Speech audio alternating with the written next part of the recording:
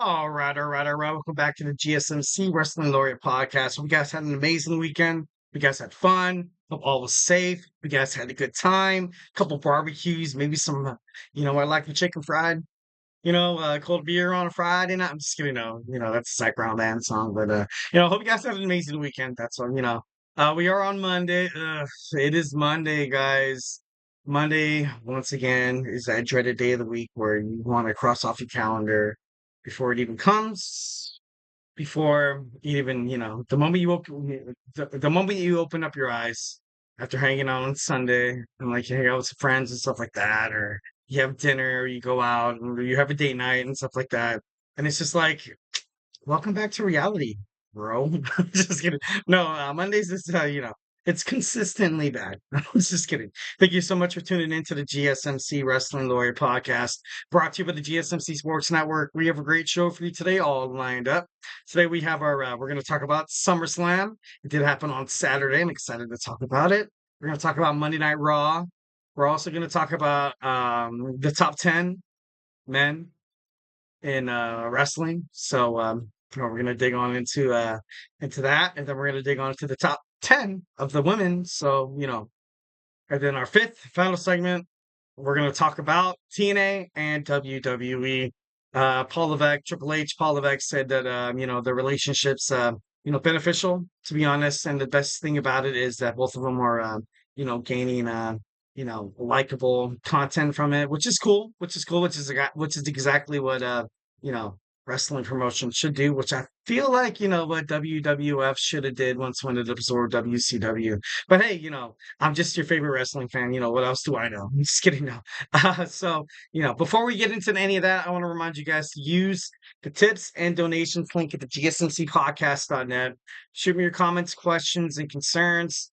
Tell me what you like. Tell me what you don't like. Give me your projected storylines. How do you feel about SummerSlam? About some of the winners, some of the losers?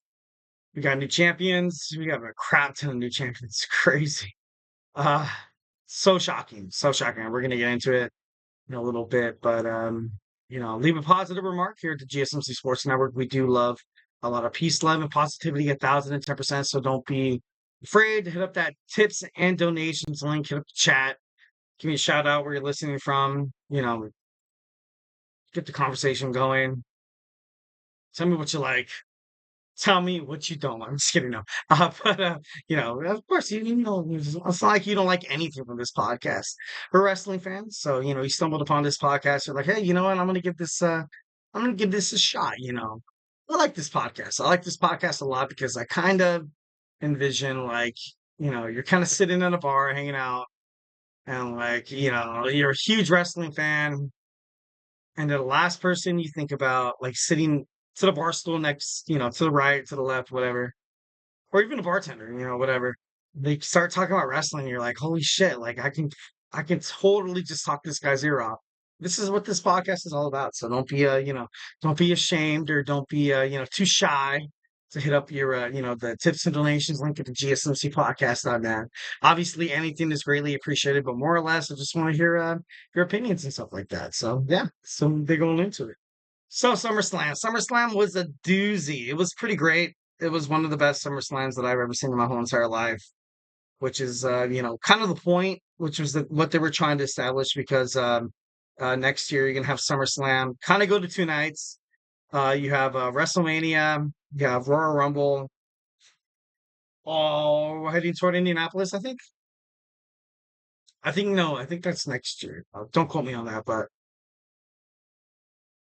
I think what WWE is definitely trying to do in terms of trying to establish SummerSlam as a two-night event is that I think they're trying to compensate for WrestleMania becoming international. They're in talks with the UK, Triple H, also the not the Prime Minister, that's not the right wording. The head honcho. We'll just say the head honcho. The head honcho of England, the United Kingdom. So I don't know, you could bet like also Saudi Arabia, WWE WrestleMania wants to go international. And why shouldn't it? It's although it's not favorable from the fans, there's a whole lot of scrutiny about it going overseas and stuff like that. Because now you just can't buy a ticket. Just can't buy a ticket. You can't RV it. You can't, you can fly it, but it's not like like a 14-hour flight. But if it goes international, like Saudi Arabia or England, you're gonna have to pay for plane tickets. You're gonna have to pay for a rental car. You're gonna have to pay for a hotel. And the tickets in on itself, oh God. Lodging, food, drinks, et cetera, et cetera. It's that's why a lot of people are still, kind of bashing on WrestleMania kind of going international a little bit there. But anyways, moving on to SummerSlam. So we have our first match. We have Liv Morgan defeated Rhea Ripley. Not really much to talk about this match, but Dirty Dom did exactly what we thought he was going to do. The moment I saw this happen, I was like, all right, Judgment Day's done. It's over. It is so over. Which I was like, all right, so now this kind of leaves the Gunther and the Damian Priest match kind of like wide open here. So Dominic at first seemed like he was on Rhea Ripley's side, helping her out with the chair shot and stuff like that. Liv Morgan, she was able to pick up victory, and then no, Dominic kissed her, and Rhea couldn't believe it. Rhea couldn't believe it. She was so shocked. She was also very pissed off. Rhea still, actually she doesn't. She does not have a rematch anymore. So it's all over. I don't, she got to start from the bottom. Started from the bottom now we're here. But Rhea Ripley was the way this kind of planned out. I kind of knew it was going to happen. Well, I knew ish because the way Becky Lynch and the Liv Morgan match ended at King and Queen of the Ring in Jeddah, Saudi Arabia. I kind of knew something had to give.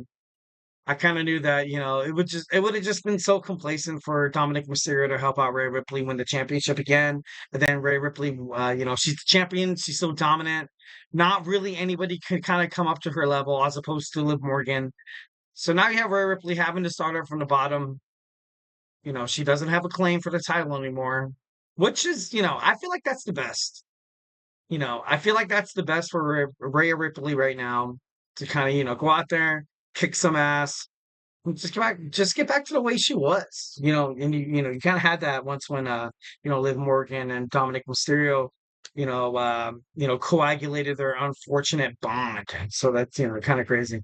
Next, we see Bronn Breakker. Bronn Breakker is our new WWE Intercontinental Champion. Sami Zayn put up a hell of a fight, but to be honest, Bronn Breakker was the better. Bronn Breakker has been the better one, since he debuted on WWE Monday Night Raw, since he was drafted. This is something that WWE's always wanted, to have a star like Bronn Breakker on the screen. He might not seem, and totally, like the people person, but behind the scenes, this guy is led by everybody. Paul Heyman, CM Punk, Roman Reigns, they're all training him. They're all like, kind of grooming him up.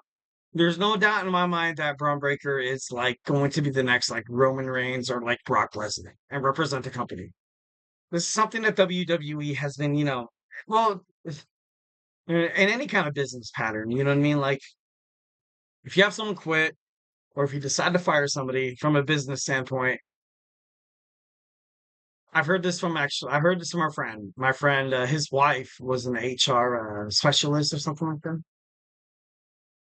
She said that before someone gets fired, they're already planting out your replacement 6 months to a year prior to when they actually let you go. And it's business. It's business 1,010%.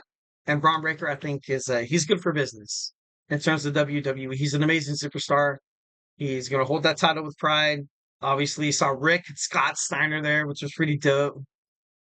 And now we have a new WWE Intercontinental Champion. Sami Zayn, no reason, no you know, no excuse to, hold your head low. It was a hell of a fight. It was a hell of a Intercontinental Championship run, to be honest. Definitely one of the best in terms of, although, The Miz, you also have Seth Rollins, And then, of course, we have the 666-day Gunther. But it was good. It was good. It was to a point where I was like, you know what? Even if Sami Zayn loses this match, he's still going to go down as the guy who defeated Gunther. He's still going to go down as the guy who was one of the best Intercontinental champions of all time. Because he went out there, he put his belt on the line. He was always, always, always ready for a fight. Ilya Dragunov, Ricochet, Bronn Breakker twice. He did not have to give Bronn Breakker that, that first match, but all in all, it's kind of crazy because right now you kind of have two heels as the major title holders in terms of WWE Raw. Gunther, the newly crowned WWE World Heavyweight Champion. And you also have Bronn Breakker, the newly crowned WWE Intercontinental Champion. I don't really see Bronn Breakker so much as a heel.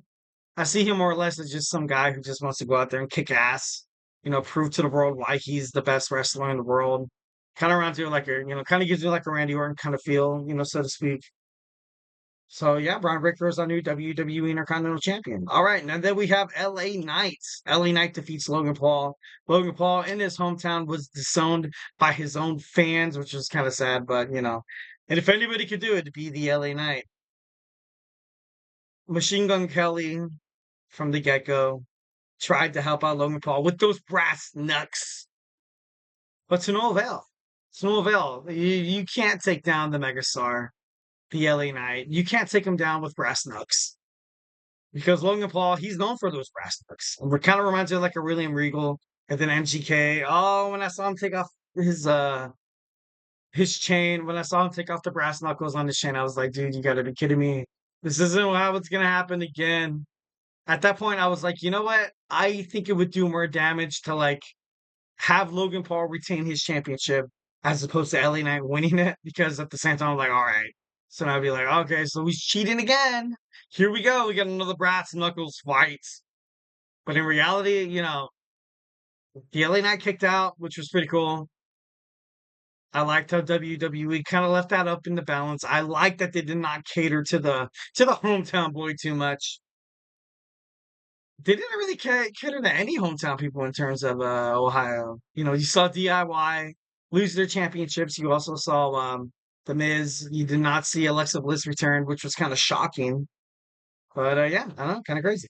All right, moving on rapidly. Nia Jax defeated Bayley. It was about time. She was just Bayley was distracted by Tiffany Stratton's failed cash in of the Money in the Bank, although it was never sanctioned. Drew McIntyre defeated CM Punk. CM Punk, still has a hate for Seth Rollins and vice versa. Seth Rollins told CM Punk that we do not need you. Not everything's about you, you asshole. And then, CM Punk hit that GTS to go to sleep on Seth Rollins and, screwed himself. CM Punk screwed CM Punk. Gunther defeated Damian Priest with the help of, Finn Balor. Like I said, the Judgment Day is in turmoil and it's shattered.